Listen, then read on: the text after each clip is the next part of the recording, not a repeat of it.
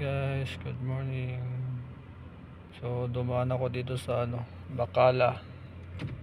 Ayan, Bacala. Bumili tayo ng mahiwagang yan. Itlog pamor.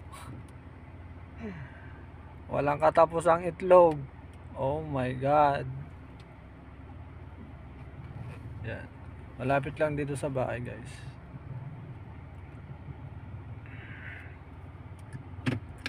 Yan.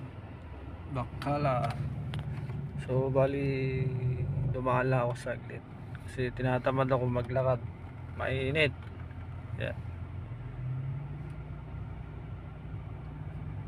So dito lang yung bahay namin, guys, bahay ng amo ko, malapit lang yun. Yan yung sa bahay ng amo ko, doon lang ako. Yan naman yung